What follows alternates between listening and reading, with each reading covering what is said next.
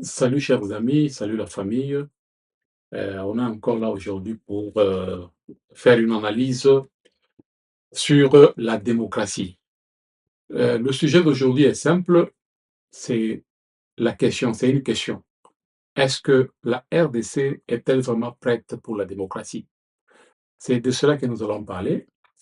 Je n'ai pas le monopole de la connaissance. Je suis en train de faire mes analyses sur base des faits concrets.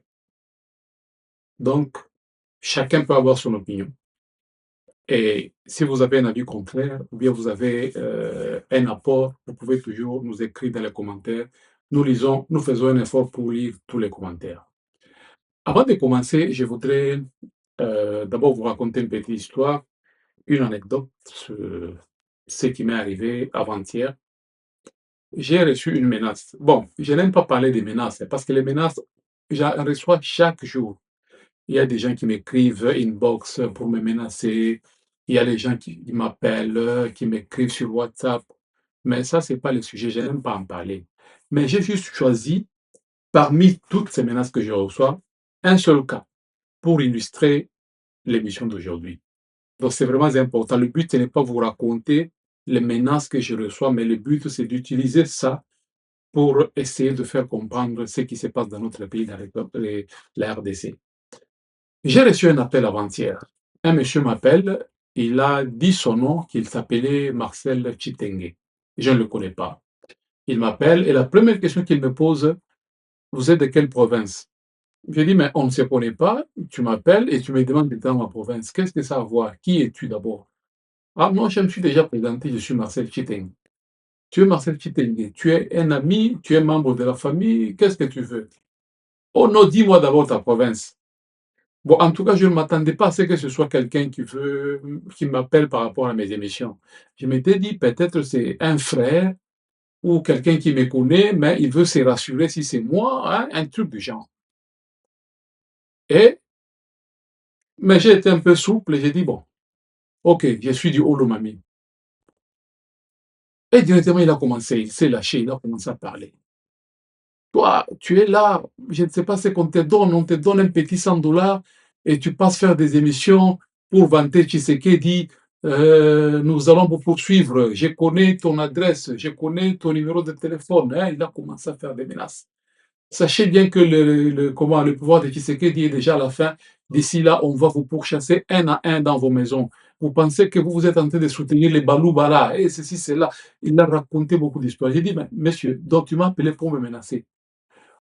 Et écoutez sa réponse. Prends ça comme tu le veux. Tu peux prendre ça comme menace, comme tu le veux. Mais moi, je t'informe et je te préviens que vous n'allez pas vous en sortir. D'ici là, le règne de Tshisekedi va terminer et on va vous pourchasser un à un. OK, je referme la parenthèse.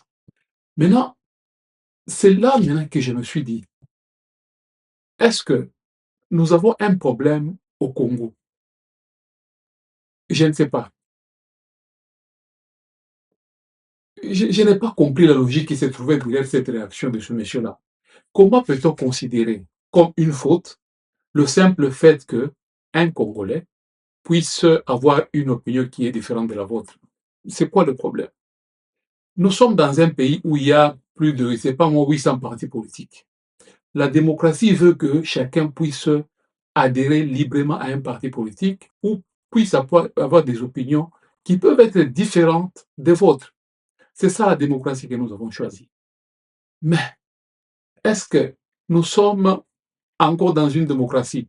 Si je dois avoir peur parce que je reconnais quelques peut-être réalisations positives réalisées par le pouvoir en place, et quand je parle de ça, donc je dois avoir peur parce que il y a quelqu'un qui peut me menacer.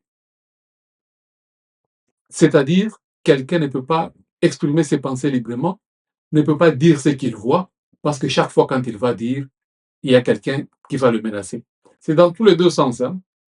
Ceux qui sont au pouvoir menacent ceux qui sont dans l'opposition, ceux qui sont dans l'opposition menacent ceux qui sont au pouvoir.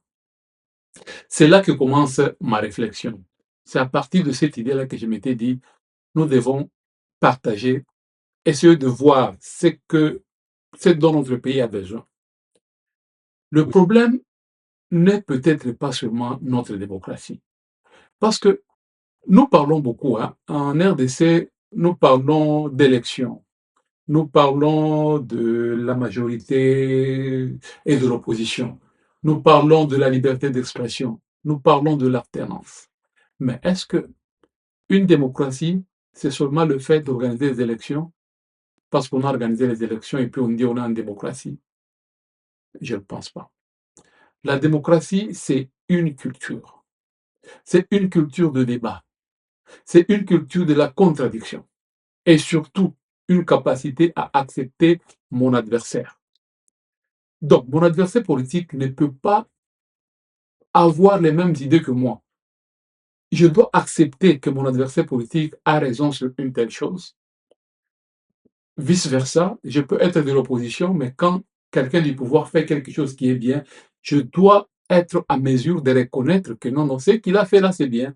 Tout comme celui qui est au pouvoir, il doit être capable de reconnaître que non, non, l'idée que l'opposition a donnée là, c'est une bonne idée. C'est ça la démocratie. Mais chez nous, très souvent, une idée n'est pas jugée telle qu'elle. C'est-à-dire, une idée, il n'est pas jugé sur sa vraie valeur.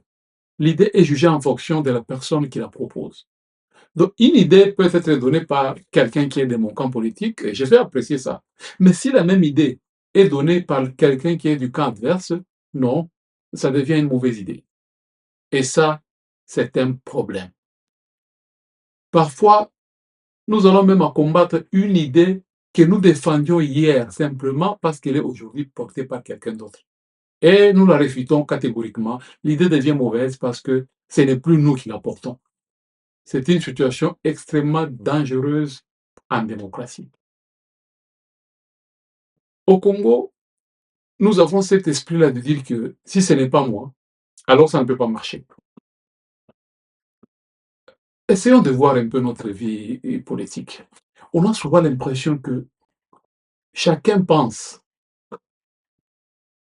chacun pense que donc le pays ne peut pas avancer sans lui. Donc pour que ça puisse avancer, il faut que je sois là. On se rappellera de l'actuel ministre des Budgets, le VPM Mosito, en 2019, quand Félix a pris le pouvoir. Il avait sorti des propos très forts. Il avait dit, nous allons mettre le chaos au pays, les investisseurs ne vont pas venir. Vous savez ce que ça signifie? Donc, aussi longtemps que nous ne sommes pas là, le Congo ne peut pas aller de l'avant. Il faut attendre quand nous serons là pour que les choses puissent marcher. Or, que quand on fait la politique, c'est pour le bien-être du peuple. Maintenant, parce que toi, tu n'es pas au pouvoir, tu veux que les choses puissent aller mal, parce que toi, tu n'es pas là, et tu promets même de mettre le chaos pour que les investisseurs ne viennent pas. Et maintenant, quand les investisseurs ne viennent pas, qui perd? Ce n'est pas le président de la République. Parce que le président de la République aura son salaire de toutes les façons, hein. Que les investisseurs viennent ou pas, il aura son salaire, il aura ses primes.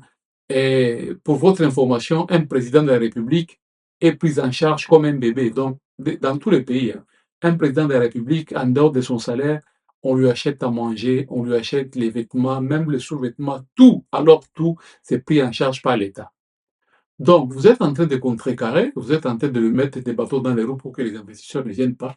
Mais ce n'est pas lui qui va souffrir, c'est la population. Vous prétendez être du peuple. Vous dites que votre cause, c'est le peuple. Mais vous êtes en train de poser les actes qui préjudicient ce peuple. Ce n'est pas normal. Dans notre pays, un ancien président pense que c'est lui qui avait la meilleure vision par rapport à celui qui est là. Et le nouveau président aussi, il pense que c'est lui qui a la meilleure vision. L'opposant qui est à côté là, il pense que si c'était lui, il aurait mieux fait. Et demain, celui qui va remplacer le président, le cas échéant, le président Félix Tshisekedi, il dira probablement lui aussi qu'il faudra corriger ce qui a été fait par le président actuel, c'est-à-dire le président Félix Tshisekedi. Et nous sommes en train de tourner en rond. C'est pourquoi le pays ne peut pas avancer. Ce que tu fais à l'autre aujourd'hui, ton adversaire te fera la même chose. Et pourquoi? Parce que en RDC, nous avons développé une politique dans laquelle, je peux dire, la personne compte davantage que l'idée. On a cette habitude-là de la culte de la personnalité. Nous ne demandons pas est-ce que c'est une bonne idée politique pour le Congo? Non. Nous demandons qui est en train de la mettre en œuvre. C'est ça le problème. Donc la même idée peut être bonne selon que nous voulons que telle personne puisse la mettre en œuvre ou pas. Nous demandons qui est en train de la mettre en œuvre au lieu de demander c'est quoi l'idée, quel résultat ça peut donner. Et si c'est notre adversaire directement, nous rejetons l'idée, même lorsqu'elle correspond exactement à ce que nous défendions auparavant. Mais comme c'est l'adversaire qui l'a proposé, nous la rejetons. Et ça, c'est un danger pour la démocratie. C'est pourquoi j'ai posé cette question-là. Est-ce que la RDC est vraiment prête pour la démocratie? Prenons l'exemple de Franck Diongo, par exemple. Pendant la campagne électorale de 2023, je l'avais suivi personnellement. On lui avait demandé son plan d'action. Il avait dit, pour mettre fin à la guerre de l'Est, une fois qu'il devient président, il va aller chercher les Américains pour faire un partenariat stratégique avec eux. Et la guerre va finir dans quelques mois. Alors je me demande, le Franck Diongo qui est en train de parler aujourd'hui, c'est le même ou bien c'est un autre Franck Diongo? Parce que il avait donné l'idée que le président est en train d'exploiter aujourd'hui. Je ne sais pas, parce que bon, quand le président Félix avait fait sa campagne, il n'avait pas cette idée-là. Je ne l'avais pas entendu parler des Américains. La personne qui parlait des Américains, c'est Franck Diongo. Peut-être que Félix Tshisekedi s'est dit que non, non, non, non, non. Peut-être qu'il a volé l'idée de Franck Diongo. Il a trouvé que non, non, c'était une bonne idée. Je l'applique, ça peut nous aider. Mais le concepteur de cette idée-là la rejette catégoriquement parce que ce n'est plus lui qui la propose. Comme c'est Félix Tshisekedi qui la propose, Franck Diongo dit que Félix Tshisekedi a vendu le pays aux Américains. Je ne sais pas. Est-ce que nous voulons la démocratie dans notre pays? Toutes ces questions que je pose, à la fin, nous allons essayer d'analyser pour voir si vraiment la démocratie est bonne pour nous ou pas. Donc, en RDC, nous ne sommes plus en train d'évaluer une politique. Nous évaluons la personne qui porte cette politique-là. Et cette mentalité est vraiment incompatible avec une démocratie mature. J'insiste sur mature, parce que les démocraties, il y en a de toutes sortes. Mais si on veut une démocratie mature, je pense que nous devons changer notre façon de voir les choses et notre façon de regarder les choses. Une démocratie sans tolérance peut être comparée à, bon, même pas être comparée, ça devient une guerre politique. Alors que les gens sont en train de se battre, qui souffre, c'est la population qui souffre. Parce que, de toutes les façons, je ne veux pas dire que, disons, je voulais dire une démocratie saine ne signifie pas que tout le monde doit nécessairement être d'accord sur tout ce qui se passe au pays, non. Au contraire, la démocratie, c'est aussi la divergence. La démocratie, c'est le débat. Ça signifie que nous pouvons être nous pouvons être profondément en désaccord, mais sans pour autant être des ennemis. C'est possible. Donc, j'ai mon idée, toi, tu es contre cette idée-là, on peut débattre, on peut discuter, mais ça ne peut pas nous mener à devenir des amis. Je peux soutenir Félix Tshisekedi, par exemple, ou je peux soutenir Moïse Katumbi, je peux soutenir Joseph Kabila. Vous pouvez soutenir quelqu'un d'autre. Je peux considérer que le président a réussi sur certains dossiers, j'ai le droit. Selon mon analyse, je trouve que non, il a réussi. Et vous pouvez considérer qu'il a échoué. Nous pouvons débattre. C'est ça la démocratie. Nous pouvons nous contredire, il n'y a pas de problème. Nous pouvons même nous critiquer sévèrement, il n'y a pas de problème. Au moment où mon opinion devient une raison pour être menacée, là, ça devient un sérieux problème. C'est là où nous en sommes. Chaque jour dans les réseaux sociaux, les gens se menacent mutuellement. Ceux qui sont dans l'opposition menacent ceux qui sont au pouvoir, ils leur promettent la mort après le règne de Tshisekedi. Mais quand vous faites ça, même si Tshisekedi avait l'intention de terminer son mandat et partir, mais quand vous faites des menaces comme ça, mais il ne va plus partir. Il va se dire que non, non, si je laisse le pouvoir, on va m'attaquer, on va me faire ceci, parce qu'on promet déjà des choses. On promet qu'une fois que le mandat est terminé, on va faire ceci, on va faire cela, on va chasser tout le monde, tous les gens de sa tribu, on va faire ceci. Il y a des menaces dans ce sens-là. Et que voulez-vous? Si aujourd'hui il commence à chercher un troisième mandat, vous allez lui en vouloir pourquoi? Parce que c'est vous qui le poussez à rester au pouvoir éternellement, parce qu'une fois qu'il va quitter le pouvoir, il sera menacé, il sera poursuivi. Donc, nous sommes très souvent dans l'intimidation politique en RDC. C'est ça le terme qui convient. Et cette mentalité ne va pas disparaître parce que Tshisekedi a quitté le pouvoir, non. Le problème, c'est ni Tshisekedi, ni Kabila, ni qui que ce soit. C'est un problème de mentalité. Aujourd'hui, certains opposants sont tentés de combattre le pouvoir de Félix Tshisekedi. Demain, il sera au pouvoir. Comment Tshisekedi sera peut-être dans l'opposition. Et ça sera la même chose. Les gens qui sont au pouvoir aujourd'hui seront en train de combattre ceux qui seront au pouvoir demain. Nous l'avons vu avec Kabila. Kabila était au pouvoir hier. Il a été combattu par l'UDPS ainsi que tous les autres partis. Aujourd'hui, il a quitté le pouvoir et il commence à combattre aussi ceux qui sont au pouvoir. Et le même scénario va recommencer, va recommencer. Le problème ne sera donc plus ni Tshisekedi ni Kabila. Le problème sera notre manière de faire la politique en RDC. Alors, il y a lieu de se poser la question, et si le problème était notre culture politique? Je pense que la RDC est parmi les pays qui ont la très très mauvaise culture politique. Ce n'est pas pour rien que l'ancien président sénégalais avait dit que les dirigeants congolais manquent de culture politique.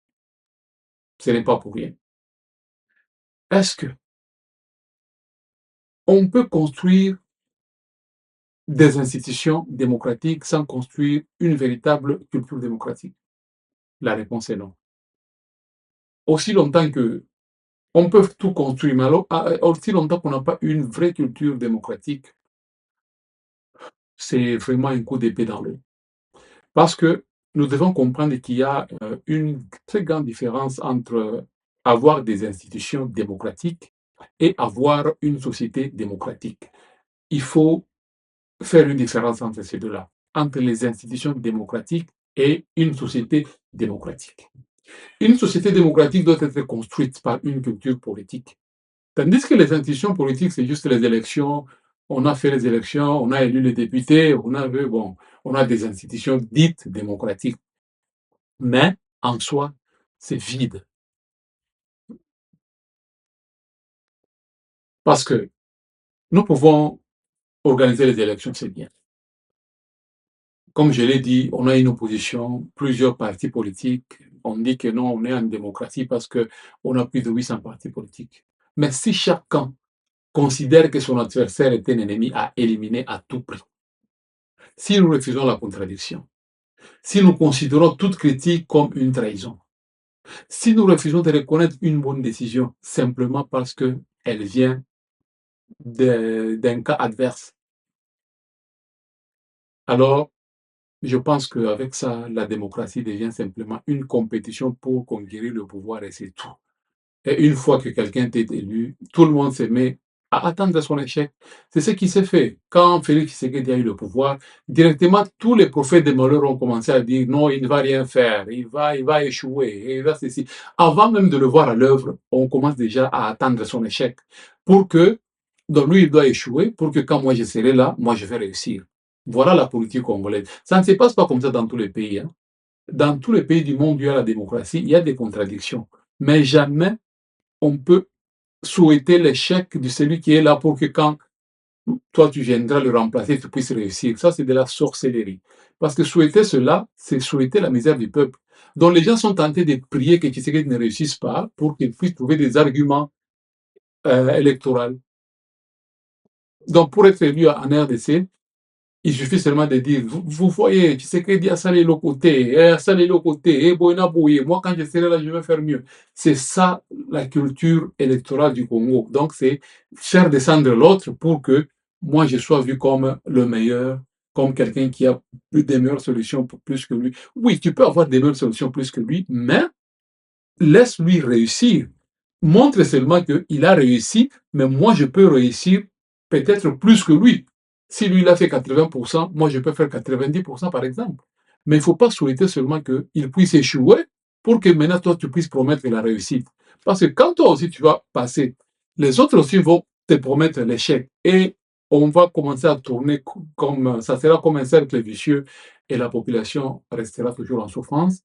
Mais les gens qui se succèdent au pouvoir, eux, ils trouvent leur profit, hein, parce que quelqu'un qui est président de la République, après 5 ans ou 10 ans, c'est fini, il a gagné sa vie. Et il va rester riche à vie. Mais tandis que la population, elle, reste dans les mêmes conditions en train de croupir dans la misère. Maintenant, une autre question. Est-ce que la démocratie est nécessairement le meilleur chemin vers le développement? On peut débattre. Certains peuvent dire que oui, avec la démocratie, c'est un chemin vers le développement. Les autres peuvent dire non. Attention, je ne suis pas en train de dire que la dictature est bonne. Ce n'est pas ce que je veux, ce n'est pas ce que je veux dire. Mais je veux seulement développer une idée, hein, pour qu'on puisse se mettre d'accord, selon ma compréhension. Vous savez, quand nous regardons l'histoire du monde entier, nous constatons que la plupart des pays qui sont développés aujourd'hui n'ont pas commencé leur développement avec la démocratie. Non, la plupart de ces pays-là n'ont pas commencé leur développement avec des démocraties libérales telles que nous les connaissons aujourd'hui, non. Beaucoup sont passés par des monarchies, par des périodes de monarchie, d'autoritarisme, de centralisation du pouvoir ou des régimes politiques. Et ça a marché. Des régimes politiques très différents de nos démocraties actuelles. Mais ils ont réussi quand même à faire développer leur pays. Cela nous oblige à réfléchir, parce que nous sommes en train de faire une analyse. Comme je l'ai dit auparavant, je n'ai pas le monopole de la connaissance, je suis en train de faire une analyse claire. Peut-on simplement prendre un modèle politique développé ailleurs, par exemple en France ou aux États-Unis, et venir la dupliquer en RDC et espérer avoir un développement? Est-ce que vous pensez que ça peut marcher? Ou bien, devons-nous d'abord comprendre notre propre réalité historique, nos valeurs? Nous devons comprendre notre propre réalité historique, notre réalité sociale et même institutionnelle, avant de penser aller chercher, moi, je ne sais pas moi, la constitution de la Belgique ou de la France, essayer de changer quelques petits trucs et puis venir la dupliquer en RDC. Parce que, comme moi je le pense, en tout cas, le développement nécessite certaines choses. D'abord, ça nécessite la stabilité. Ça nécessite la continuité des politiques publiques. Or que nous savons très bien que chez nous, en Afrique, c'est très difficile que notre président puisse continuer la politique publique de notre régime. C'est impossible. Il nous faut des institutions efficaces. Il nous faut une bonne administration, hein, une administration compétente. Il nous faut une vision à long terme. Il nous faut la discipline. Je rentre un peu en arrière. Je parlais de la continuité des politiques publiques. Vous savez, en Amérique, aux États-Unis par exemple, chaque pouvoir qui vient a son plan d'action, il a son projet de société.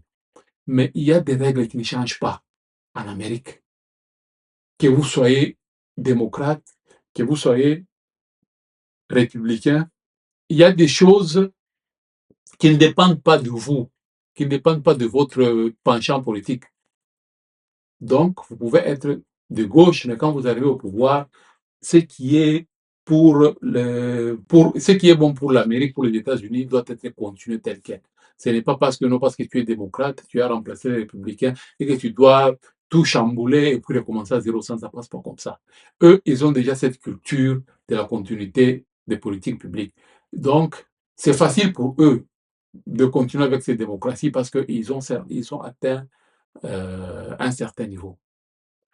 J'avais énuméré les choses qui sont importantes pour le développement. Et surtout, en dernière position, la capacité à poursuivre, ça j'insiste, hein, une politique publique pendant suffisamment longtemps pour obtenir des résultats.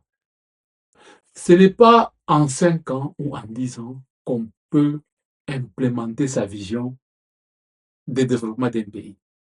Et surtout qu'on est sûr qu'après son mandat, celui qui va venir, il va tout recommencer à zéro. Donc ça sera difficile de se développer. Prenons les exemples qui ont marché dans le monde. Je ne dis pas que ce sont des bons exemples, je suis en train juste d'analyser. Prenons le Rwanda. On peut tout dire sur le Rwanda. Mais regardons très bien le Rwanda, notre voisin.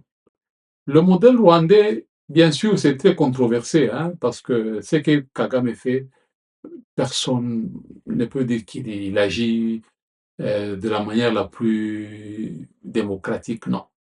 Il est critiqué sur plusieurs questions, ça, on le sait. Des questions relatives à la liberté, à l'espace accordé à l'opposition, tout ça, on le sait.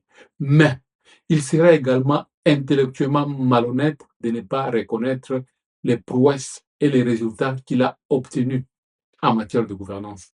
Ça, ne pas le reconnaître, c'est être malhonnête intellectuel. Sur le plan de gouvernance, sur le plan de sécurité, même d'infrastructure, ou d'organisation de l'administration, de son administration, et même du développement économique. Quels que soient les moyens qu'il a utilisés, mais il a quand même fait quelque chose pour son pays. Alors, le président Paul Kagame dirige le Rwanda, ça fera maintenant 30 ans, je pense. Son modèle repose notamment sur une forte centralisation du pouvoir et une grande continuité dans l'exécution de sa vision. Vous voyez? Donc, ce sont ces années-là. On ne va pas dire que quand Kagame est arrivé au pouvoir directement, 5 ans après, il a réussi à développer le Rwanda. Non. Il lui a fallu beaucoup de temps pour imprimer sa vision à long terme. Et c'est quand sa vision a tenu, là, maintenant, les choses ont commencé à aller de l'avant.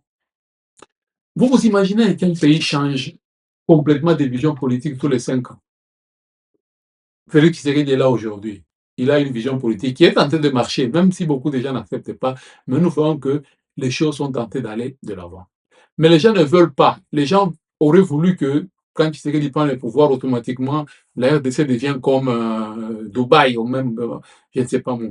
Du fait que la RDC ne ressemble pas à Dubaï ou à l'Allemagne, donc il n'a rien fait. Or que, pour faire 1000 pas, on commence toujours par un pas. Donc, il est en train de faire quelque chose. Mais c'est lui qui va revenir, comme selon lui, tout ce que Félix Tshisekedi est en train de faire n'est pas bon. Allez, il va tout raser et puis il va vouloir recommencer à zéro. On avait le programme, je ne sais pas moi, c'était quoi avec Kabila? Des 5 chantiers. Et puis, il a quitté 5 chantiers, il est allé à la révolution de la modernité. 5 chantiers n'étaient pas encore terminés, hein. Il a abandonné, il est allé dans la révolution de la modernité. Or que pour révolutionner quelque chose, il faudrait que ça existe d'abord. Quelque chose qui n'existe pas, mais tu veux moderniser, tu vas révolutionner ça. Je ne sais pas. Et puis, Tshisekedi est venu aussi avec, je ne sais pas moi, le peuple d'abord ou que sais-je encore. Celui qui va venir aussi va vouloir tout raser pour commencer à zéro. Et un gouvernement commence un projet, un autre arrive, il annule le projet, il lance autre chose, puis un troisième gouvernement arrive, il recommence. Comment voulez-vous construire une politique de développement cohérente? Ça ne peut pas marcher. C'est là que se trouve l'un des arguments des défenseurs des régimes autoritaires. En tout cas, dans une certaine mesure, ils ont raison. Parce qu'on parle de la continuité là. Imaginez-vous ce que Félix Tshisekedi est en train de faire aujourd'hui. Si il faisait 20 ans au pouvoir avec le même élan, mais je vous dis, la RDC, ceux qui sont partis au Congo, et ils y retournent après 20 ans, ils vont pas se retrouver. La continuité peut être une force, bien sûr, mais attention, elle peut également devenir une faiblesse si le dirigeant se trompe ou si les institutions ne permettent pas de corriger ses erreurs. Quand on parle de la continuité, il ne faut pas faire comme Mobutu. Mobutu était là dans la durée, mais malheureusement, au lieu de corriger les erreurs et aller de l'avant, mais lui, il a commencé a chuté, on dirait, hein. Il a commencé à descendre. Là, ça c'est pas intéressant. Kagame a réussi parce qu'il est autoritaire. Il a imposé sa vision. Vous le voulez, ce que vous le vouliez ou pas, il impose. Et comme c'est une vision éclairée, et ça marche. Maintenant, ça sera mauvais au cas où un président vient imposer une vision, alors que c'est une mauvaise vision, mais il s'entête dans cette vision-là. Là, le pays va tout droit dans la ruine. Mais si c'est une bonne idée, ça peut marcher. Vous comprenez là où il y a le danger maintenant du pouvoir autoritaire. Si vraiment le régime est autoritaire, il faut qu'il puisse être à mesure de se remettre en question chaque fois et de prendre de bonnes décisions. On peut aussi parler de Kadhafi, Muammar Kadhafi. Avant 2011, avant qu'il soit tué, la Libye avait atteint certains indicateurs sociaux et économiques qui la plaçaient parmi les pays les plus avancés du continent africain, et même du monde. Tout le monde enviait la Libye. Un Libyen ne pouvait pas envier la France. Non, pourquoi? Parce que les étudiants étaient payés. Imaginez-vous, à un certain moment, les étudiants libyens avaient fait une grève. Pourquoi? Parce qu'il n'y a pas assez de parking pour parquer leurs véhicules au campus. Imaginez-vous. Donc, ils ne vont pas à grève parce qu'ils ont faim, parce qu'ils n'ont pas l'argent pour payer. Non. Parce que tellement qu'ils ont tellement beaucoup de voitures et qu'il n'y a plus de place pour mettre ça. Là, ils vont en grève pour que le gouvernement puisse leur trouver une solution pour garer le véhicule. Vous voyez un peu le niveau. Pendant que dans d'autres pays, on est en train de faire la grève parce que les enseignants ne sont pas payés, parce que les médecins ne sont pas payés, parce que ceux qui font la riposte des Ebola n'ont pas été payés. Mais eux, ils faisaient la grève parce que il y avait l'abondance des véhicules. Chaque étudiant a un véhicule, mais il n'y a plus de parking pour garer le véhicule. Et ce président, la Kadhafi, c'était un autocrate. Mais il avait imposé sa vision. Son régime, bon, son régime comportait également une forte concentration du pouvoir et de nombreuses restrictions politiques. Là, c'est le mauvais côté. Quand on est en train de restreindre le mouvement des opposants, par exemple, là, c'est le mauvais côté de l'autocratie. Mais son expérience peut nous poser quand même une question essentielle. Est-ce qu'un pays a besoin d'une certaine continuité politique pour construire son développement? Ça, c'est une question qu'on doit se poser sans avoir honte ou peur. Et si oui, comment obtenir cette continuité sans sacrifier les libertés et les droits des citoyens? Voilà. Alors, mon idée, c'est comme ça. Est-ce qu'il y a moyen de fusionner? Parce que nous avons la démocratie d'un côté, nous avons l'autocratie d'un côté. La démocratie seule est en train de nous tirer vers le bas. L'autocratie aussi est en train de restreindre les libertés des autres. Est-ce qu'il y a moyen de concilier les deux? Adapter notre politique de manière à ce qu'il puisse y avoir une continuité, mais trouver des mécanismes pour éviter que les libertés et les droits des citoyens ne soient pas sacrifiés, ne soient pas bafoués.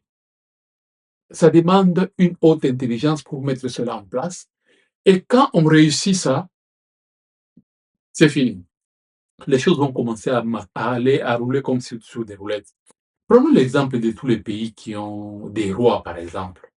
Allons en Angleterre. En Angleterre, ils ont un roi. Il n'y a pas ces guerres-là de opposition, majorité, il n'y en a pas. Parce qu'il y a un roi absolu qui est là, le Premier ministre est là, il est en train de gouverner, mais le roi, c'est le roi qui règne. Donc, ils n'ont pas ces guerres-là que non, il faut qu'il puisse quitter pour que moi je remplace le régime du roi tel, il faut qu'on change ce régime. Non, ils n'ont pas ces bêtises-là. Ils sont calmes, ils pensent à autre chose. Allons en Belgique, c'est la même chose.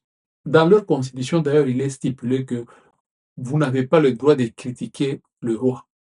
Quel que soit ce qu'il va faire, aucun citoyen belge ne peut critiquer le roi. Et ils sont bien avec ça. Rentrons en Afrique, parce qu'on peut dire seulement que non, c'est parce que c'est en Europe. Rentrons en Afrique, au Maroc par exemple. Le roi est là. Vous voyez comment le Maroc est en train de se développer. C'est parce qu'il n'y a pas ces guerres-là de haut, les opposants sont en train de se tirer avec ceux qui sont au pouvoir et le temps est en train de passer pour développer le pays. Le roi est là, c'est lui qui incarne l'autorité et tout le monde s'aligne derrière lui, les choses sont en train de marcher. Les cas sont légion. Il y a des pays qui ont atteint un certain niveau dans le système de royauté. Après un certain moment, allez, ils ont basculé dans la démocratie parce que ils ont déjà atteint une certaine maturité politique et ça va marcher. Alors, faut-il abandonner la démocratie? Non. Certains vont dire que non, je veux qu'on puisse installer la dictature en RDC. Non, ce n'est pas ce que j'ai dit. Je dis que nous devons arrêter de faire semblant. Nous devons nous regarder dans les miroirs, comme à Kinshasa, on a toujours dit, hein, dans la rétroviseur. Nous devons nous demander, est-ce que nos institutions fonctionnent réellement? Est-ce que nos partis politiques sont réellement démocratiques? Voyez ce qui se passe dans les partis démocratiques. C'est pire que même ceux qui sont au pouvoir. Prenons l'exemple de C64. Ce groupe-là, ils se sont réunis pour combattre Félix Tshisekedi.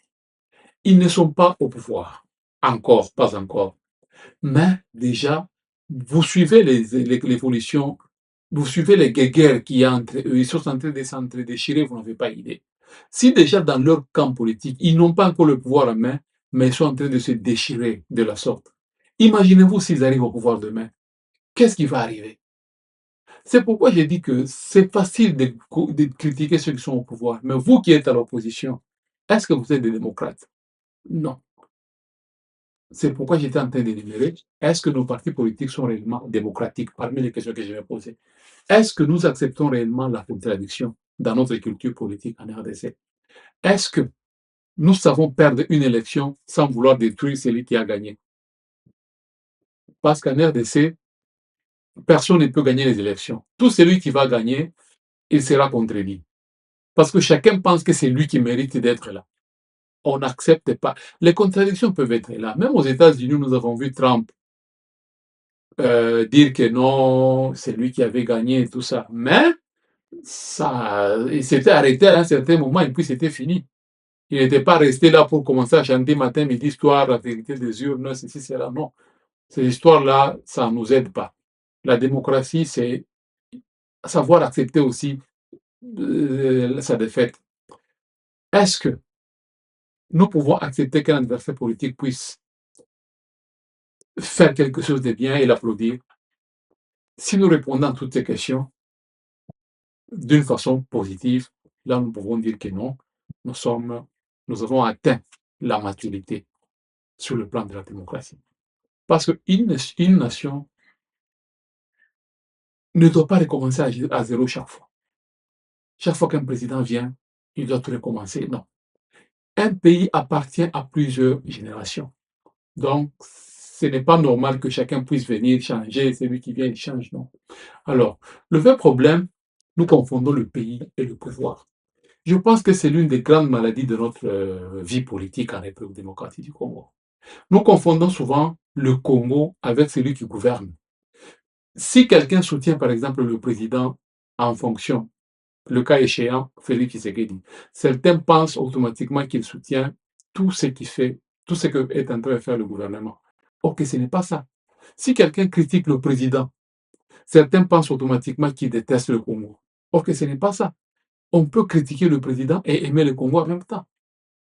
On peut aimer son pays et critiquer son président. C'est normal. Pas l'insulter. Hein. Là, j'insiste, parce qu'en RDC, on insulte. Au lieu de critiquer, on insulte. On peut soutenir une décision du président sans devenir membre de son parti politique.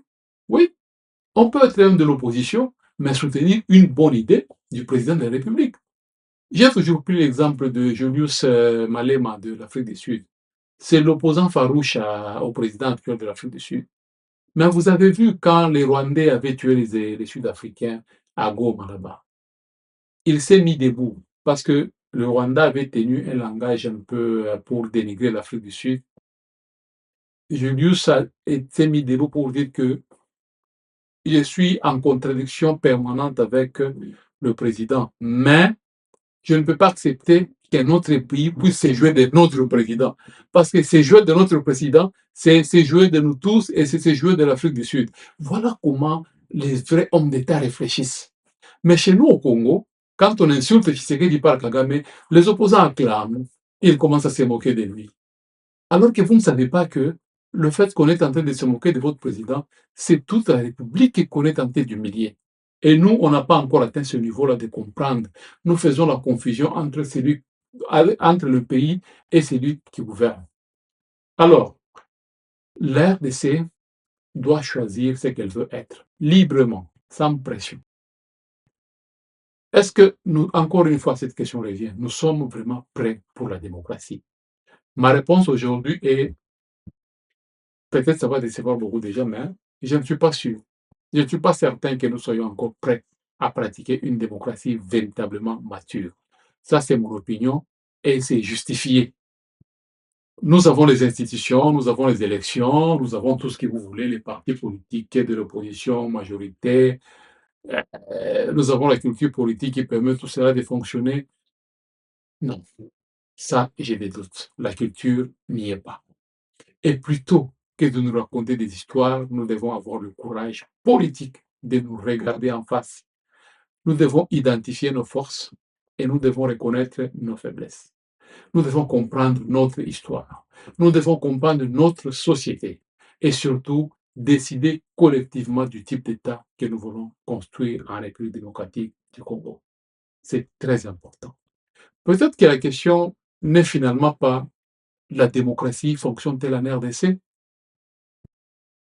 La vraie question peut être, à mon avis, sommes-nous prêts à accepter les règles du jeu démocratique?